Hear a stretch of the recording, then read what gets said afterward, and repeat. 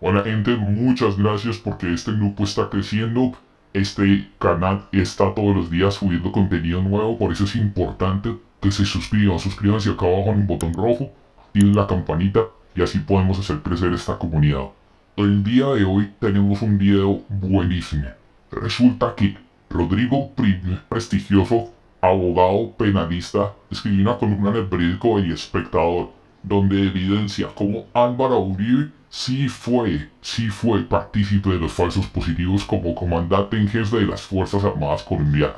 Ahora, en este video que les mostraremos, el periodista Daniel Coronel de manera muy profesional juntó a este abogado Rodrigo Primos con Jaime Granados, el abogado que ustedes muchas veces han visto defendiendo al imputado, al matarite, a Álvaro Uribe Vélez. Jaime Granados defendió como pudo con uñas y dientes al Mazarife, pero definitivamente 6.402 armas evidencian que Álvaro Uribe sí fue culpable y sí fue responsable, política y moralmente, por lo menos, si no penalmente, de los falsos positivos. Veámoslo en este video. ¿Cómo están? Me da mucho gusto saludarlos. Bueno, hoy vamos a hablar con dos de los abogados más prominentes de Colombia y a discutir con ellos la presunta responsabilidad política y moral del señor expresidente Álvaro Uribe en los falsos positivos y también su posible responsabilidad de mando en la muerte de 6.400 personas. Por un lado tenemos al doctor Jaime Granados, que es abogado del expresidente Uribe y uno de los penalistas más reconocidos del país, y por el otro al doctor Rodrigo Upribni, destacado abogado constitucionalista, ex magistrado auxiliar y encargado de la Corte Constitucional y un académico muy reconocido. Este debate empezó con la más reciente columna del doctor Upribni en El Espectador sobre los falsos positivos cometidos entre los años 2003 y 2008, cuando el presidente de Colombia era Álvaro Uribe. De acuerdo con la columna, el entonces mandatario podría haber incurrido en la llamada responsabilidad de mando y establece además la columna, abro comillas, incluso si Uribe no incurrió en la responsabilidad penal de mando, es clara su responsabilidad moral y política. Los falsos positivos no solo fueron una consecuencia de una política de su gobierno, sino que fueron masivos. Hasta ahí la cita.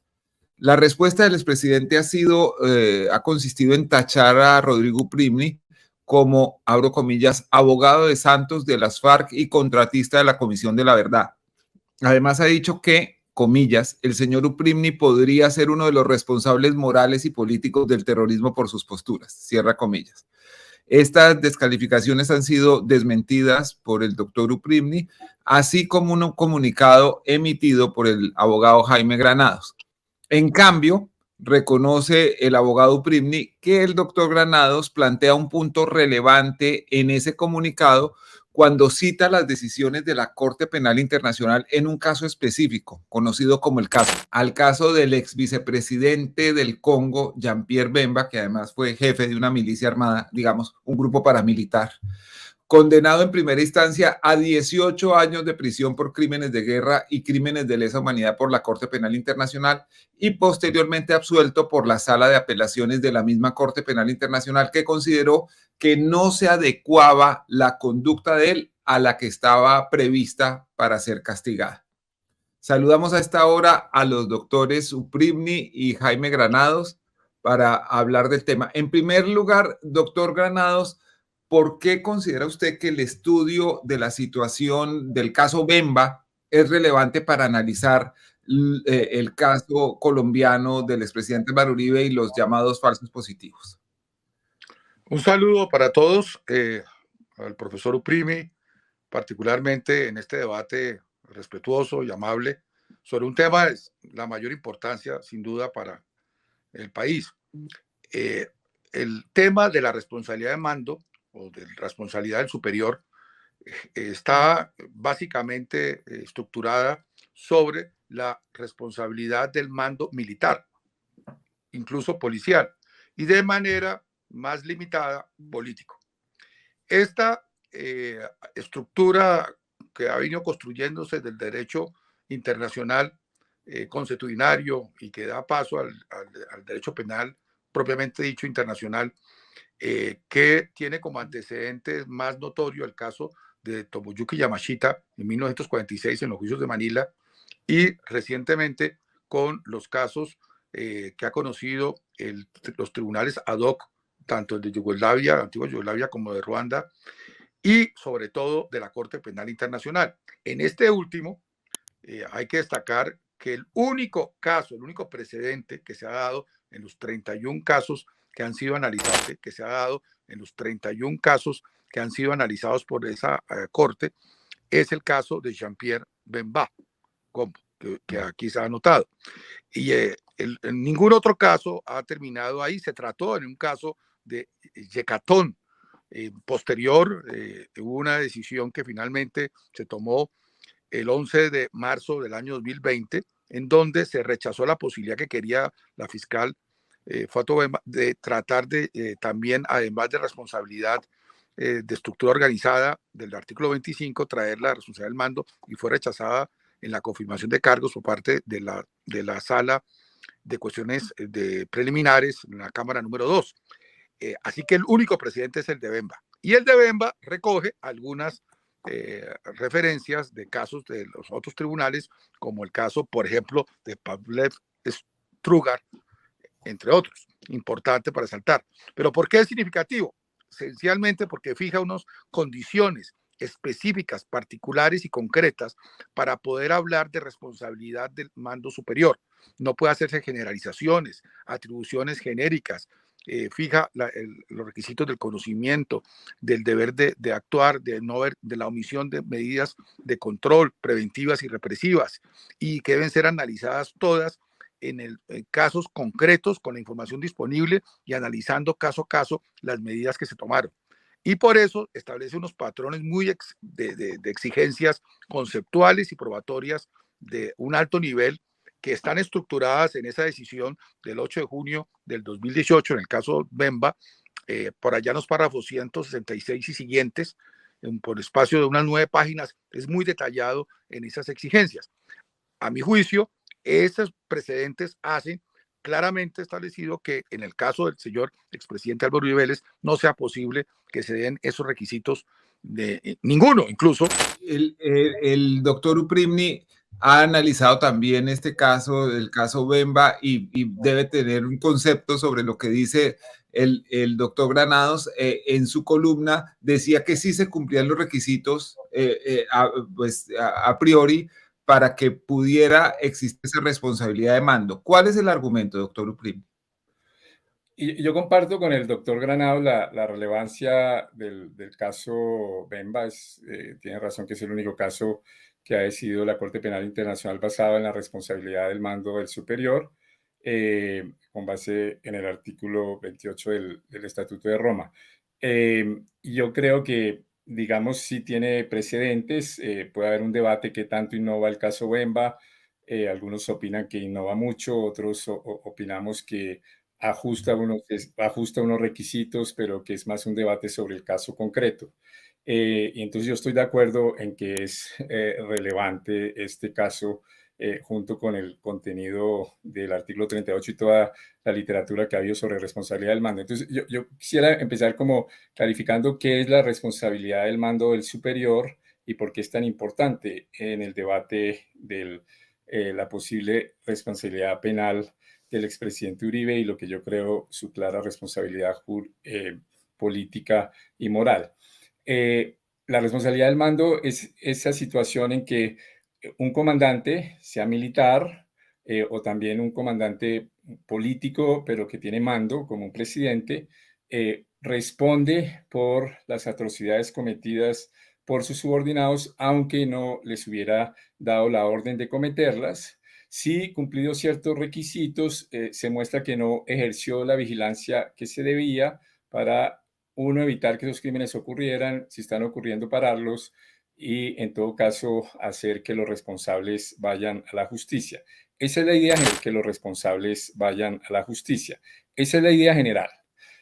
Lo que se ha hecho progresivamente, tanto a nivel consuetudinario, ahí también tiene razón el doctor Granados, es un desarrollo primero consuetudinario que luego cristaliza en una norma del protocolo 1 de Ginebra sobre conflictos armados internacionales, pero que se aplica también en conflictos internos, luego en los estatutos de los tribunales penales internacionales, hasta llegar al Estatuto de Roma y al caso Bemba. Se establecen unos requisitos para que eso no sea una responsabilidad que uno llame objetiva. ¿Responde solo porque es superior y cometieron atrocidades? No, tiene que haber unos requisitos. Y esos requisitos en el caso Bemba, el caso en la sentencia citada por el doctor Granada señala 5, yo en mi columna señalo 3, pero creo que no hay una diferencia para nada sustantiva porque los dos primeros requisitos, a mi juicio, son requisitos para activar el debate de responsabilidad de mando. ¿Cuáles son estos requisitos y por qué yo creo que son relevantes para mirar la eventual posible responsabilidad del presidente Uribe a nivel jurídico penal y la que yo creo clara responsabilidad moral y política?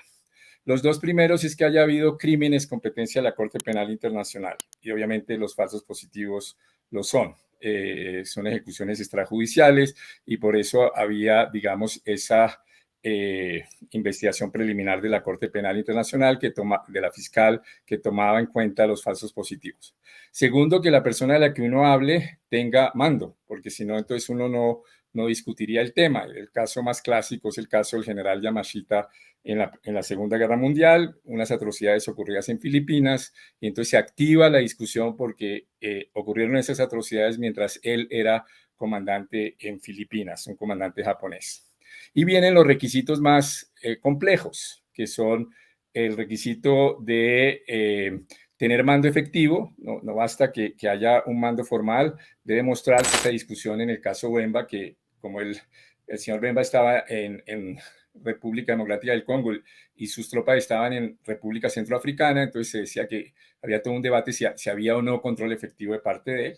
Segundo, el requisito de conocimiento, o sea, que supiera que esos hechos estaban ocurriendo, o que hubiera una evidencia que claramente, en el caso de un superior no militar, en el caso de un superior militar basta que por las circunstancias se hubiera debido saber, en el caso de un superior civil, pero que tiene mando, que hubiera unos elementos de información, una evidencia que mostrara claramente que eso estaba ocurriendo y el superior ignorara esa evidencia.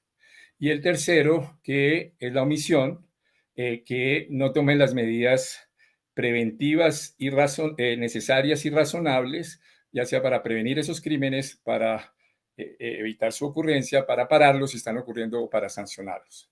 Y yo creo que si uno mira esa situación en relación con la situación del expresidente Uribe, pues es una discusión relevante porque esos requisitos podrían reunirse. Le tocará eso determinarlo en concreto a un tribunal si algún día el presidente enfrenta juicio o a un fiscal, pero es razonable preguntarse si se cumple. Uno, ¿hubo los crímenes de competencia de la Corte Penal Internacional? Claro que sí.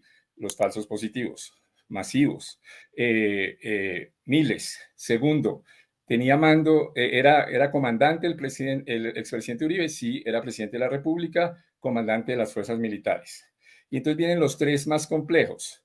¿Tenía mando efectivo? Y yo creo que sí, el presidente Uribe ejercía un comando efectivo sobre las fuerzas militares, exigía resultados, se le ha defendido en estos días que era razonable que exigiera esos resultados, o sea, estaba al tanto de lo que ocurría y ejercía ese control efectivo. El requisito de si sabía el requisito de si sabía o había los elementos, pues hay unos informes de la oficina de la alta comisionada desde el 2003, 2004, 2005 que muestran esa preocupación sobre ejecuciones extrajudiciales, especialmente en el departamento de Antioquia, y las medidas que se tomaron, las medidas realmente efectivas que se tomaron y que eran disponibles desde siempre, porque como comandante de las fuerzas militares puede destituir o separar del servicio a altos militares, fue a finales del año 2008 la destitución de 3 generales, varios coroneles, que hizo caer los falsos positivos. Entonces pasaron muchos años en que no tomó esas medidas a pesar de la masividad de los crímenes, y eso genera el interrogante si ahí no hay una responsabilidad del superior. Daniel, si me permites, por favor. Claro que sí, claro que sí. Yo creo que es importante replicar. Porque... Exacto, y además, pues, extenso. Yo creo que hay que establecer primero un contexto y luego entrar punto por punto porque si algo ha preocupado a todos los que han estudiado el tema de la responsabilidad del mando superior, desde el caso de Tomoyuki Yamashita en el año 46, es justamente lo complejo que viene a ser la determinación de lo que significa el concepto de control efectivo y el entendimiento de lo que son las operaciones militares. Aquí no estamos hablando de algo diferente a lo que son operaciones estructuradas de una manera con disciplina, que debe tener una estructura militar que lo separa al mando civil. La estructura militar se caracteriza porque hay una jerarquía, que hay una distribución de competencias, que hay unos procedimientos reglamentados, que hay unas órdenes que hay que ejecutar, hay unas tareas de supervisión que se deben diligenciar y hay unas consecuencias que se deben analizar. Eso es tarea que hacen los mandos de escuadra, pelotón, compañía, batallón, regimiento, brigada, división y finalmente a nivel central.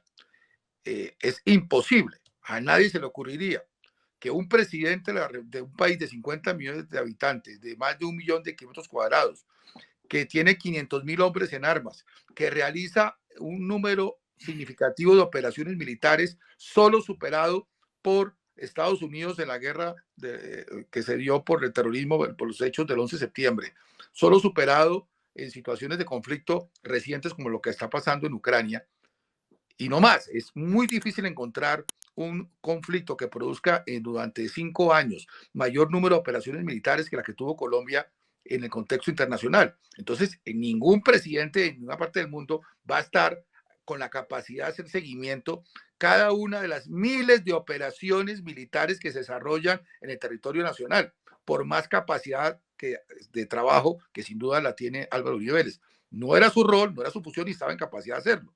El seguimiento que se hace es a través de las estructuras formalizadas de mando, a nivel de comandancia de las fuerzas militares, de jefatura de Estado Mayor, de comandancias de las divisiones, de las brigadas y hasta normalmente quedaba al nivel de brigada, no se iba a nivel de batallón. Para una información, Colombia tiene 500 batallones operativos, 500. O sea, ningún presidente puede estarle siguiendo el pulso a 500 batallones y de ahí para abajo lo que hacían todos los demás. Entonces, es claro que lo primero que había que entender era en esa estructura si había o no instrumentos para controlar que no se hicieran desmanes. Y claro que los hay. Hay toda una política de derechos humanos que se construyó, hay unas reglamentaciones, hay unas exigencias. Había además todo ello estructurado por escrito y con capacitaciones y seguimientos internacionales. Aparte de eso, se estructuró cuando empezaron las primeras noticias de que podía haber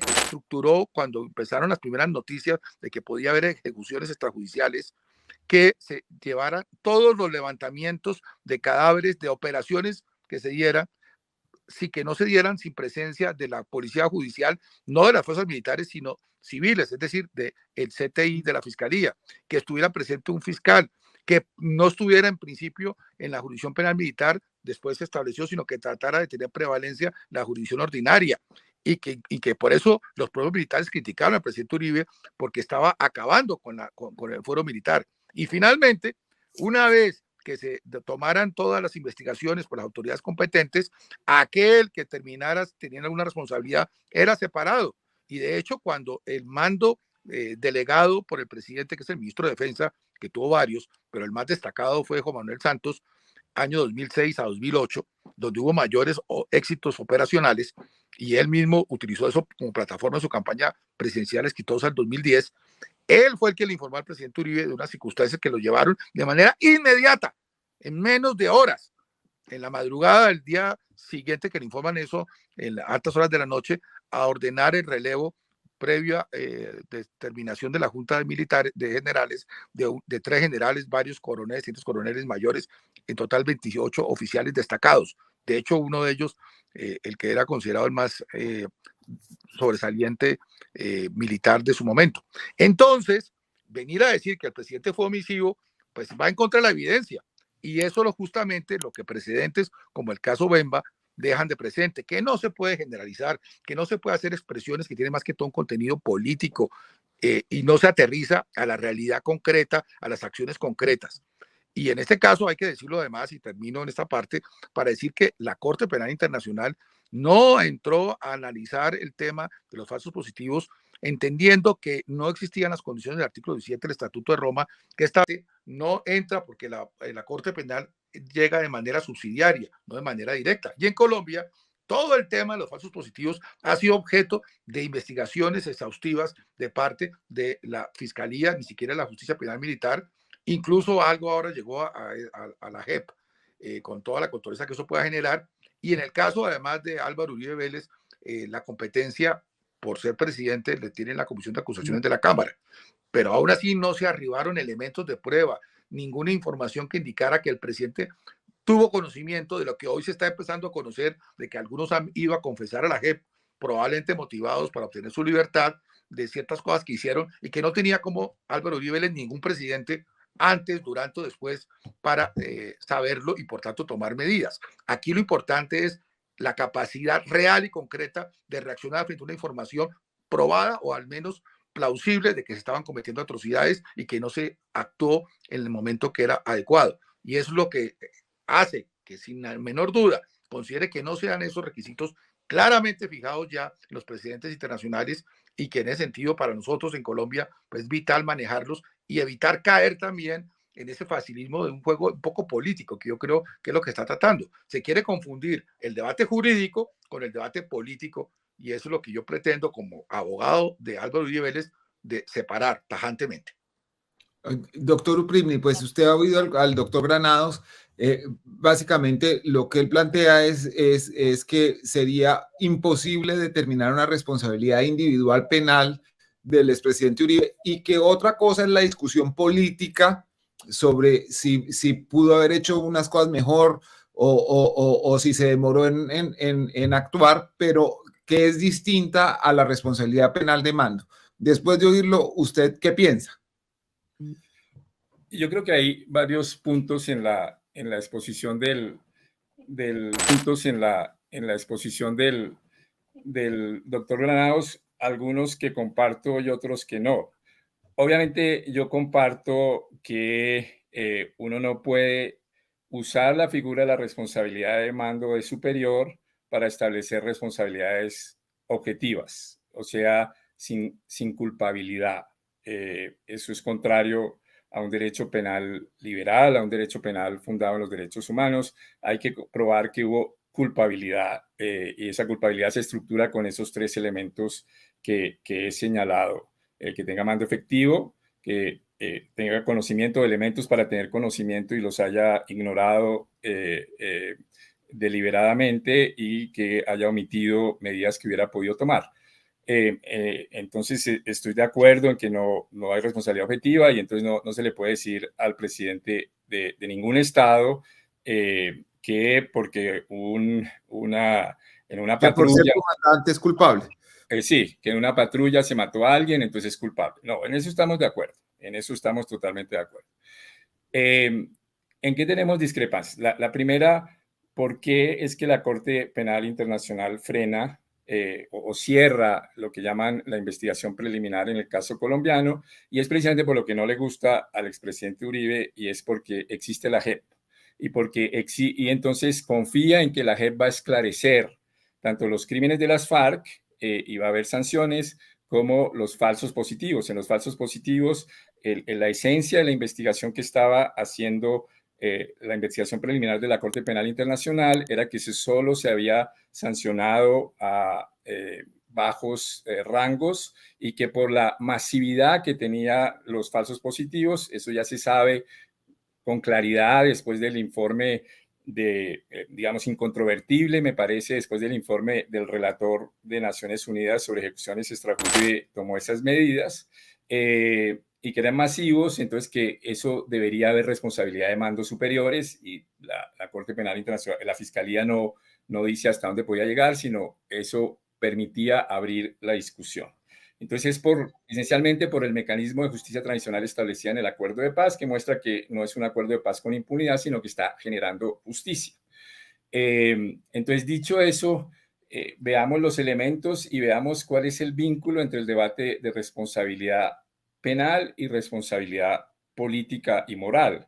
Y por eso yo fui cuidadoso en mi columna. Yo digo, puede que exista una responsabilidad penal, pero en todo caso existe una responsabilidad moral y política y quiero explicar esto. Lo primero es que me parece imposible que alguien como el expresidente Uribe, que se preciaba de que el tema de la seguridad y el orden público era uno de sus temas centrales y que estaba pendiente de eso, pues no hubiera leído o constatado o visto los informes de la Oficina de la Alta Comisionada desde el 2003, pero especialmente desde el 2005. El informe del 2005 tiene 3 o 4 párrafos en donde describe los falsos positivos. Dice, mire lo que nos dicen que está pasando. Entonces, no se puede decir que se enteró con el informe que le presentó el ministro Santos en el 2008 después de Soacha.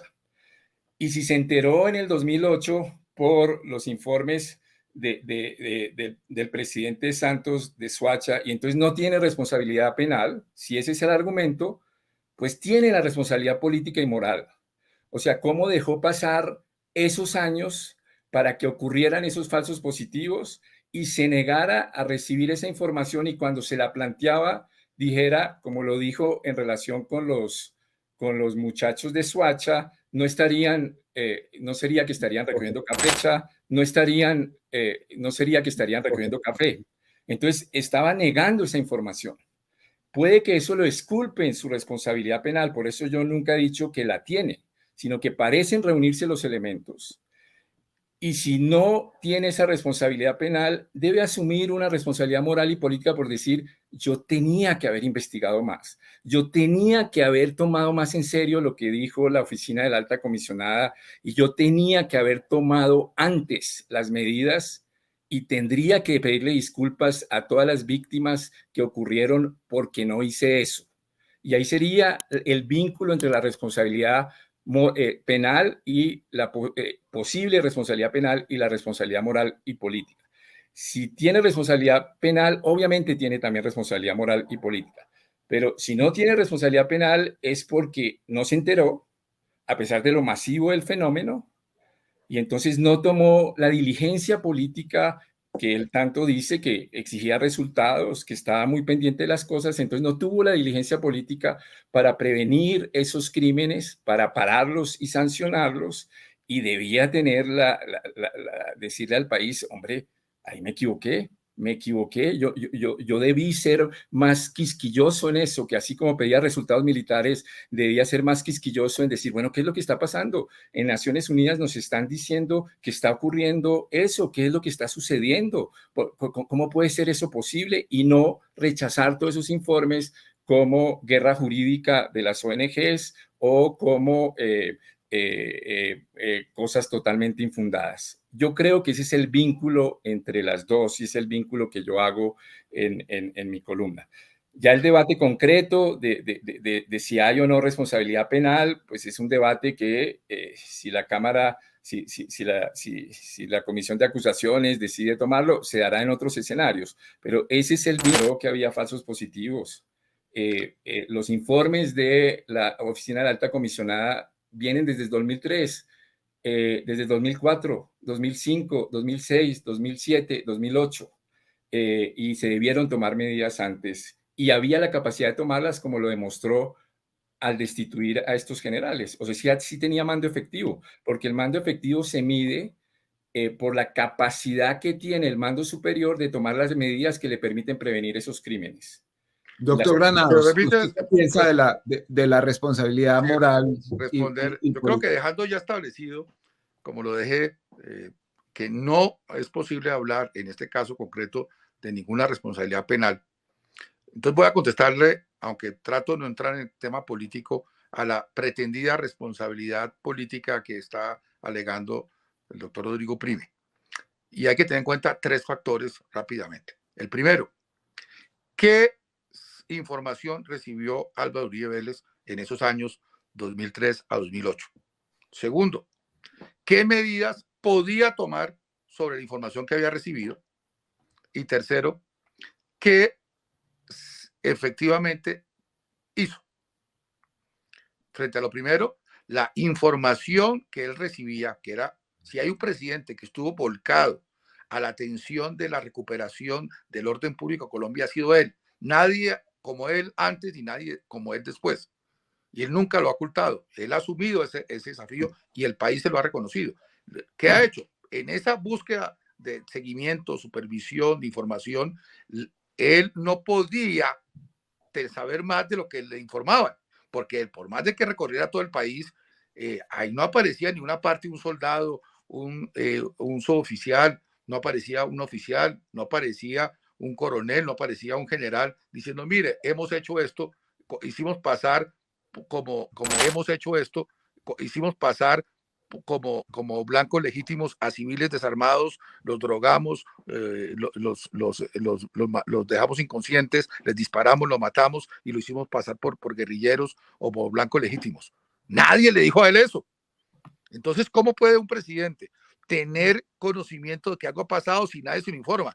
Que en 2, 3 párrafos de un informe de gente que recibe información de ONGs, que muchas tienen que ver con familias de las que han sido víctimas, para muchas de las víctimas, de los que han sido miembros reales de organizaciones terroristas, llámense de la guerrilla o llámense paramilitares, pues sus familiares eran inocentes, sus familiares eran buenas personas y se quejaban de que murieron. Es lógico que se queje. De ahí a que haya sido lo que ellos dicen, es distinto. Y por eso la información que se recoge por vía de estas ONGs, otros informes, es una información que entra a nutrir otras informaciones, y son las informaciones que dan los reportes de las operaciones militares con todos los filtros que tienen en todos los niveles. Ahora, lo segundo es, ¿qué podía hacer él? Él no puede, ningún presidente de Colombia puede reemplazar el aparato de justicia. Se está pretendiendo que Álvaro Uribe hubiese tomado en sus manos, como si fuese un dictador, el aparato de justicia para ser él quien investigara, para ser él quien sancionara. Y él no podía reemplazarlo. Para eso dijo, debe actuar, incluso dejando vacía a la jurisdicción penal militar, debe actuar en la fiscalía, jurisdicción ordinaria, debe acompañar las operaciones, debe tener capacidad de llegar a hacer los levantamientos o inspecciones de cadáveres, debe tener la capacidad de hacer las investigaciones independientes y autónomas como es la fiscalía, y si hay algún elemento de sospecha de responsabilidad, debe llevarlo ante los jueces. Y de hecho, no se nos olvide que muchos soldados, muchos suboficiales, muchos oficiales de alto rango, incluso generales, fueron imputados, fueron acusados y condenados. Hubo más de 3.000 oficiales, suboficiales y soldados procesados por las tareas de esas investigaciones. Luego no puede decirse que haya habido inacción. Lo que pasa es que él no podía reemplazar el aparato judicial. Dio las directivas pertinentes. Y cuando es enterado por quien es el operador político concreto, que es el ministro de Defensa de los varios que tuvo, y el que más duró y el que mayor éxito reclamó, como Juan Manuel Santos, él fue omisivo frente a lo que le dijo el ministro Santos. Por el contrario, reaccionó con total agilidad, tomó las decisiones, como lo ha dicho el presidente Álvaro Uribe Vélez, nunca desconoció, nunca dejó de hacer caso a las recomendaciones que le daba a sus ministros de defensa, así fueran equivocadas. Yo puedo hablar de un caso que directamente manejé, como es el caso del almirante Arango Bachi, que fue separado injustamente. La Corte Suprema determinó que había sido injustamente separado, lo exoneró plenamente, incluso ordenó compulsarle copias al ministro Santos por ese hecho. Entonces, realmente el presidente, por más de que tuviera una apreciación de pronto contraria, respetó el fuero de los ministros y lo respaldó y actuó en la órbita de sus competencias. Entonces, ¿cuál responsabilidad política diciendo que dejó de hacer lo que no va a hacer? Ahora, claro, frente a gobiernos donde el orden público estaba al garete, abandonado, pues muy poco se dice.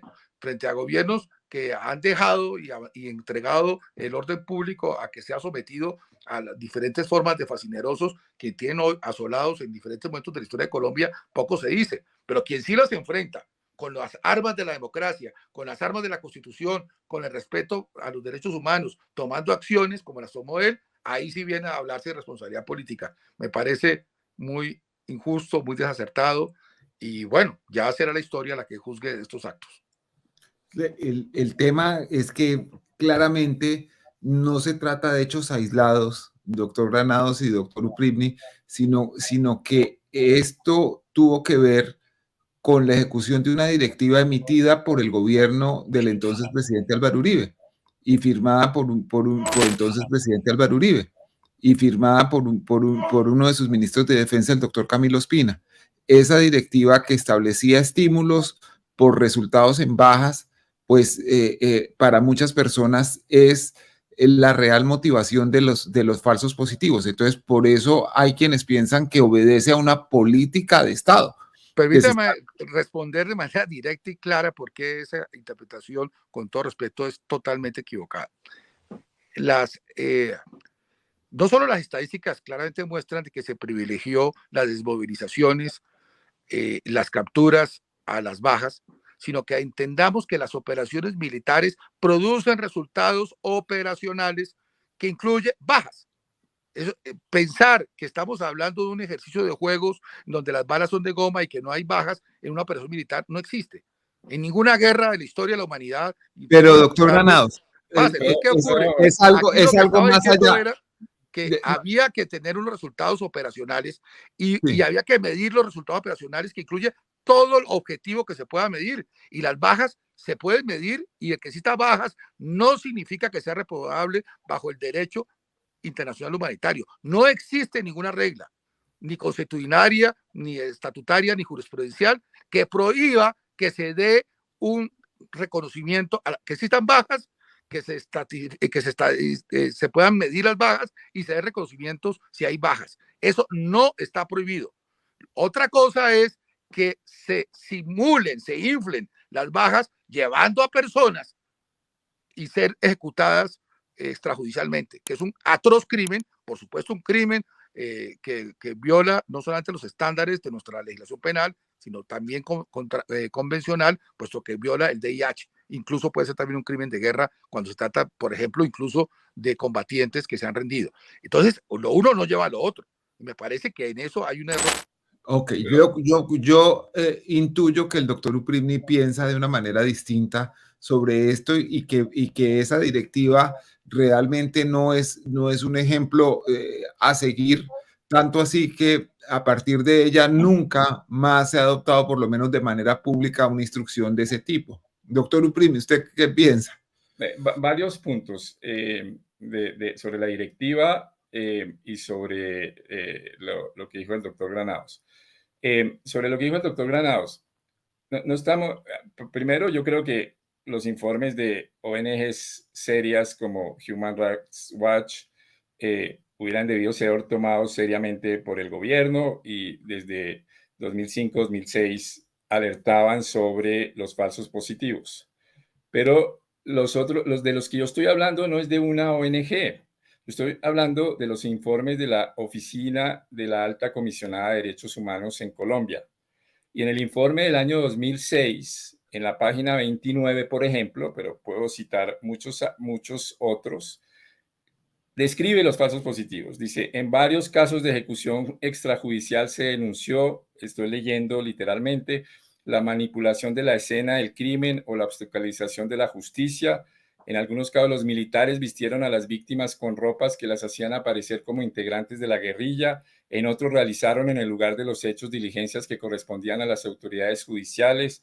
En Nechí, Antioquia, el 14 de febrero, el cuerpo de uno de los 2 campesinos muertos en ejecuciones extrajudiciales atribuidas a hombres del Plan Especial Vial número 5 apareció vestido con prendas militares, aunque en estas no había orificios que correspondieran a las heridas de balas sufridas por el occiso.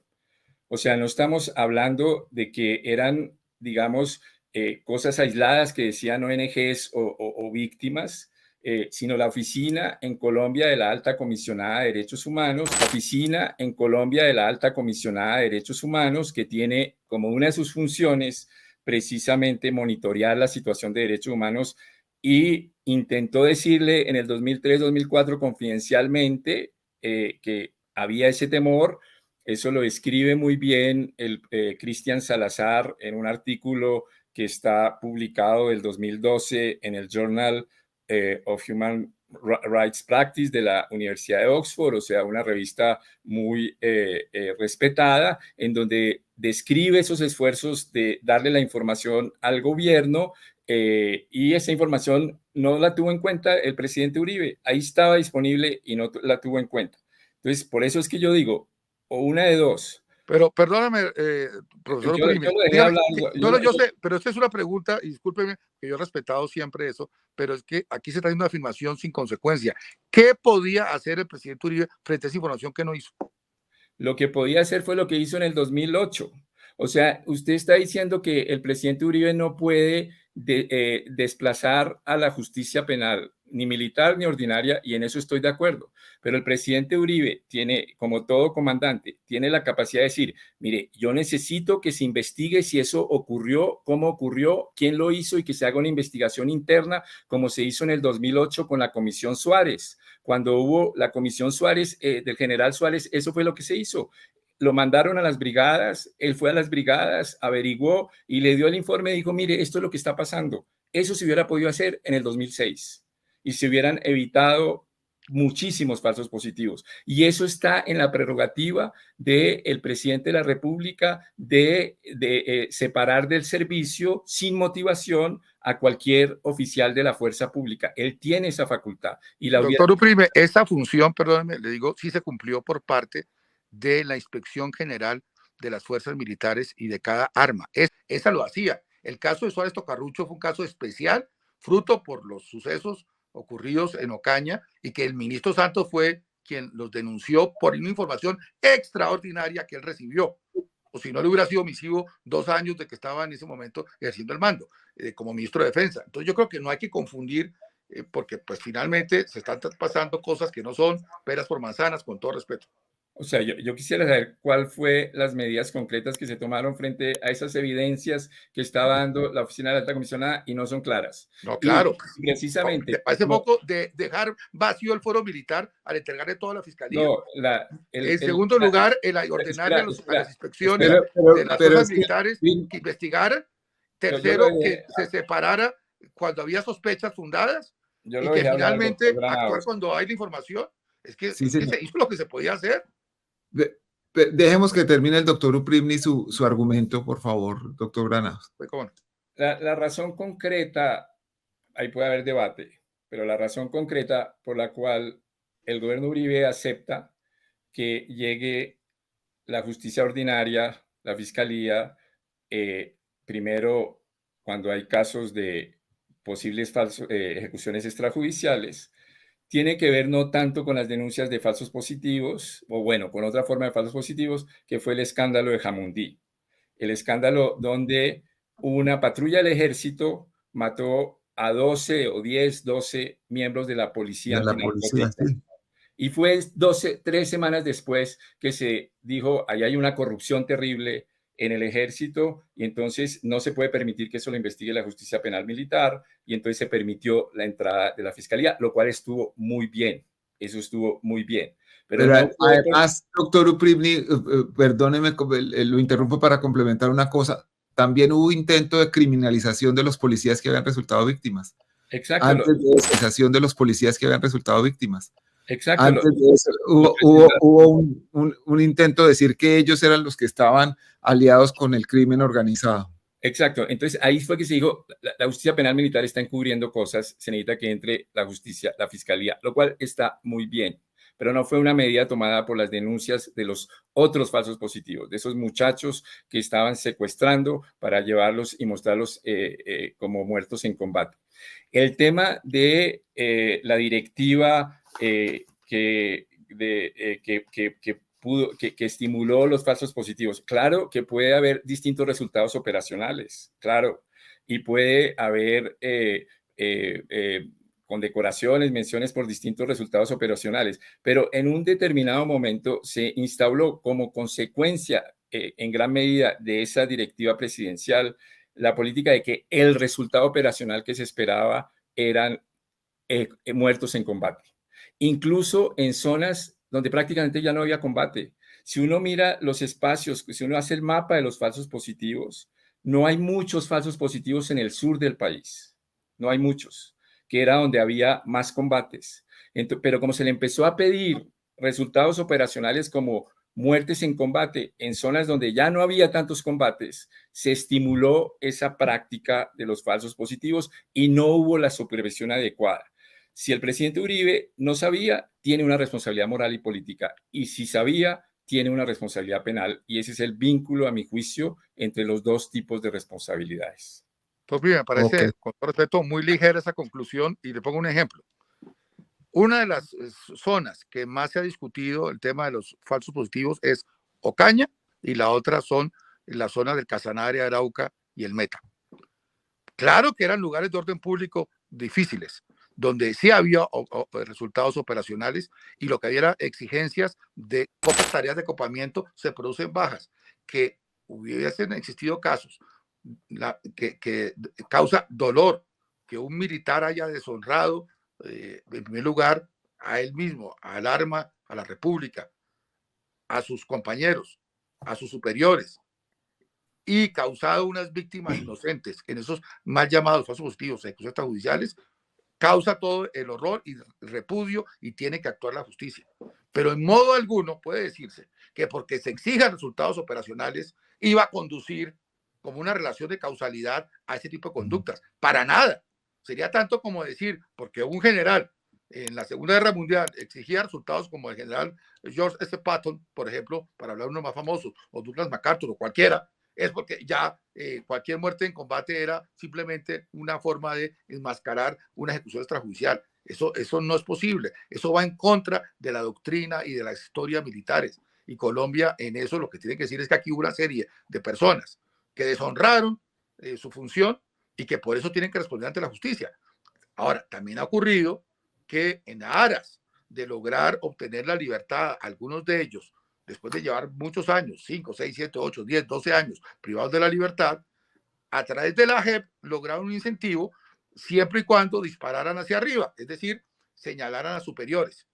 Y eso es otro problema, y es algo que amerita, de pronto no hoy, un debate, pero sí vale la pena que el país estudie hasta dónde, fruto de esta necesaria tarea de evitar la impunidad en una situación tan grave como la que se dio, se puedan cometer también injusticias salpicando o involucrando personas que son inocentes simplemente para buscar unos beneficios judiciales. Si fueron capaces de matar a un ser humano para obtener beneficios como irse de permiso, ¿qué no serán capaces para obtener su libertad? Bueno, quiero por último formularles una pregunta a cada uno. En este debate que empezó hace unos días, ha habido señalamientos de eventuales conflictos de interés. Por un lado, unos señalamientos que le ha hecho el doctor Granados al doctor Uprimni, y por otro, unos señalamientos que no le ha hecho el doctor Uprimni al doctor Granados, sino que están como parte de los comentarios públicos. Empecemos por esos. Doctor Granados, usted fue abogado del general Henry Torres Escalante cuando él negaba su responsabilidad en los falsos positivos. Ahora, ese reconocimiento que él hace de los falsos positivos, pues está en la raíz de este debate. El hecho de que usted haya sido abogado de él y sea abogado del expresidente Uribe, ¿no crea un conflicto de interés?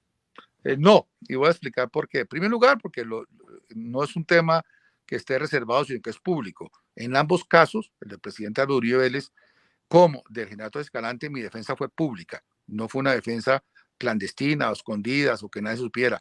Yo llevé el caso cuando ya estaba él a punto de ser acusado. Poco antes lo tomé en la fiscalía. Fui a las audiencias en Yopal cuando se iba a iniciar su juicio.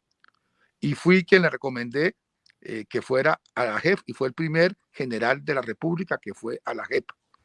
Porque creía, honestamente, que aunque no me gustaba la JEP, tengo muchas reservas jurídicas, sin duda, ya estando avalado en nuestro sistema de justicia, pues había una oportunidad para mostrar si realmente lo que estaba escrito se iba a cumplir.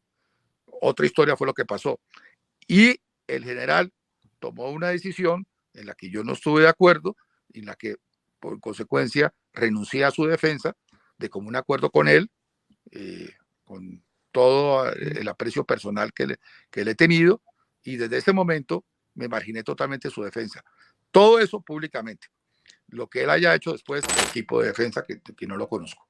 Ahora bien, en relación con esto, además yo mismo lo puse presente en una entrevista que me hizo Juan Carlos Rigorri en el programa Voces RCN. O sea, porque es algo que no es secreto, es el reconocimiento público. Y mis posiciones yo no las oculto, yo no acostumbro llevar casos clandestinos. Siempre pongo la cara por mis clientes, asumo las defensas de frente y con argumentos. Ahora, ¿por qué dije y he sostenido que podría haber un conflicto de interés en el tema del profesor Uprimi en relación con su columna.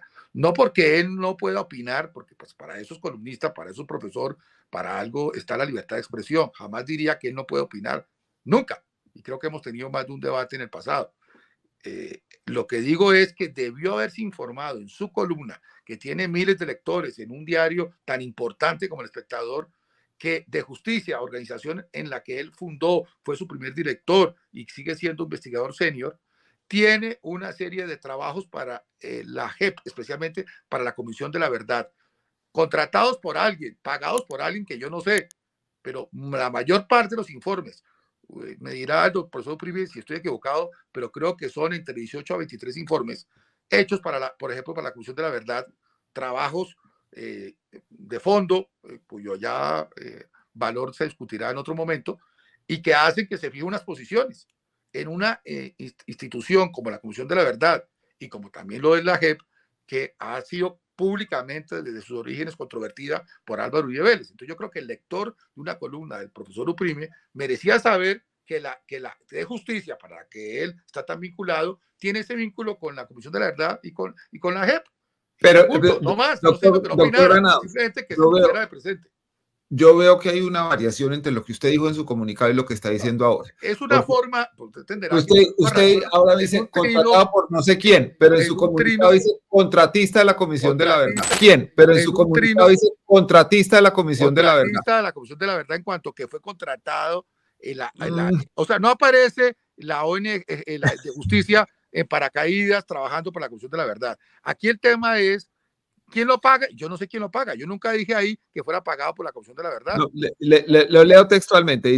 Dice abro comillas, la ONG de justicia fundada por él fue contratada por la Comisión de la Verdad y otras instancias desarrolladas a través de convenios con las FARC y el gobierno Santos. Ahora usted nos dice que es claro que usted no sabe quién lo contrató. ¿Quién lo pagó? O sea, sí lo contrató porque esos trabajos que son muy importantes para la Comisión de la Verdad, de hecho son la mayoría de los trabajos de la Comisión de la Verdad, son hechos por de Justicia, no son a espaldas de la Comisión de la Verdad, no son para terceros, es para la Comisión de la Verdad. Ahora, que los pague X, Y, Z. Yo creo que ahora es el momento de que el doctor Uprimi nos hable de eso.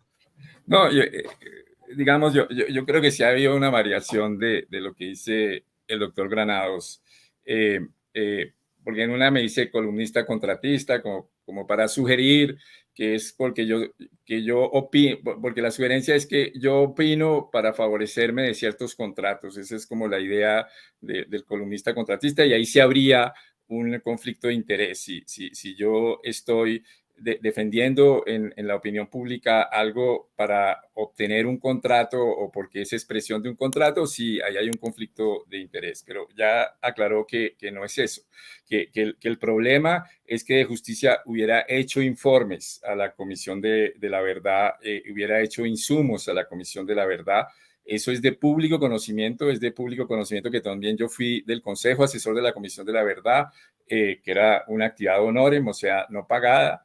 A mí me pueden criticar es por regalado, no por contratista que se beneficia con cosas millonarias, que es como el presidente Uribe cuando dice abogado de las FARC, abogado de la Comisión de la Verdad, abogado del presidente Santos, como si yo usara mis columnas para defender clientes, cuando en mis columnas hay algo que tiene que ver con algún litigio de justicia, que son todos litigios de interés público, siempre lo decimos, como yo lo dije en la columna de hace, creo, 2-3 semanas sobre bebidas azucaradas. Dijimos, aquí nosotros hemos intervenido defendiendo este impuesto porque creemos que es un impuesto bueno para el país frente a demandas que han sido presentadas por abogados a su vez pagados por la industria de las bebidas. Entonces yo siempre he aclarado eso. Ahora, que la mayoría de los informes que alimentaron la Comisión de la Verdad son de Justicia. No nos dé tanto honor, doctor Granados, no, para nada. La Comisión de la Verdad recibió cientos de informes. De Justicia presentó varios informes, yo no tengo en la cabeza cuáles, porque yo hace rato no soy director de la Comisión de la Verdad, pero tengo claros 2 o 3. Hubo un informe que era sobre los ataques desproporcionados de las FARC a las poblaciones del Tolima como violación del derecho internacional humanitario. Otro informe que no era nuestro, sino que le colaboramos a organizaciones campesinas, fue por la victimización del campesinado en la guerra, un informe suscrito por las principales organizaciones de campesinas del país. Hubo otro informe sobre unas desapariciones en los Guáimaros, que era un caso de desapariciones desaparecido, por decirlo de alguna manera, y ninguno de esos tenía que ver con falsos positivos. Nada de eso tenía que ver con falsos positivos. Yo no he presentado ningún informe a la Comisión de la Verdad sobre falsos positivos. No estuve en las discusiones sobre falsos positivos de la Comisión de la Verdad. No veo ahí dónde está el conflicto de interés. Entonces me parece que es como una forma de descalificar la argumentación tratando de decir esta persona tiene un interés ocasión, tratando de decir esta persona tiene un interés oculto para sostener esos debates públicos, y yo creo que eso es particularmente, primero es una falacia, la típica falacia ad hominem, pero segundo es desafortunado. El doctor Granados creo que me conoce hace muchos años y creo que sabe que yo soy transparente, que cuando tengo un conflicto de interés lo expreso. Como en los casos que he mencionado, y en muchas columnas ustedes pueden ver en donde digo, y por razón de transparencia expreso esto. En esto no creo que hubiera debido decir nada sobre mi relación con la Comisión de la Verdad, que es súper conocida, miembro del Consejo Asesor en su momento, ad honorem, miembro de Justicia. De Justicia presentó algunos informes a la Comisión de la Verdad. No fue la entidad que más presentó informes, presentó algunos y yo valoro el trabajo de la Comisión de la Verdad. Sí, eso sí, lo valoro positivamente y no lo niego. Bueno, pues ha sido un gusto hablar con dos importantes juristas que tienen posiciones contrarias sobre un tema de importancia nacional y de mucho interés, la posible responsabilidad de mando, la responsabilidad política y la responsabilidad moral en el caso de los falsos positivos en Colombia y el expresidente Álvaro Uribe. Muchísimas gracias, doctor Granados, muchísimas gracias, doctor Uprimni. Vamos a tener más oportunidades de hablar de temas de interés nacional con ustedes. Yo solo quisiera decir que yo honestamente creo que no hay ningún conflicto de interés del doctor Granados en haber sido abogado del general y ser abogado del presidente Uribe, porque precisamente renunció a ser, lo que entiendo por lo que dijo, renunció a ser abogado del general cuando vio que podía haber una tensión y contradicción entre la defensa del general y la defensa del expresidente Uribe. Entonces yo creo que lo pude defender cuando veía que según lo que entiendo, los intereses de los dos eran compatibles. Cuando empezó a ver que los intereses de los dos no eran compatibles, pues renuncia a ser abogado. Ahí yo no veo un conflicto de interés. Bueno, doctor Uprimni, doctor Granados, muchísimas gracias. Gente, juzguen ustedes. Si caigo en Granados, por Rodrigo Uprimni tienen la razón, después de haber visto este espectacular debate en el canal de Daniel Coronel. Es increíble cómo aún después de tantos años, después de tantas pruebas y evidencias, el Matarife sigue estando libre, sigue haciendo de las suyas y sigue dirigiendo gran parte de las políticas de nuestro país. Así que por favor, sigamos revelando las caras ocultas de poder, suscríbanse en este canal y no se pierdan próximamente un video del también periodista Daniel Coronel, quien de manera espectacular, de manera aplausible, demandó a Álvaro Uribe Vélez porque Álvaro Uribe Vélez todo el tiempo está a través de la red social X, antes Twitter, insultando a la gente, hablando mal de la gente de manera irresponsable, y por fin Daniel Coronel le puso su tate quieto y ahora Álvaro Uribe está siendo imputado por este tipo de asuntos. Síganos, no se pierdan nuevo contenido, suscríbanse en el botón rojo, activen la campanita que les notificará cuando reaccionaremos a ese espectacular final entre Daniel Coronel y Álvaro Uribe Vélez. Hasta la próxima.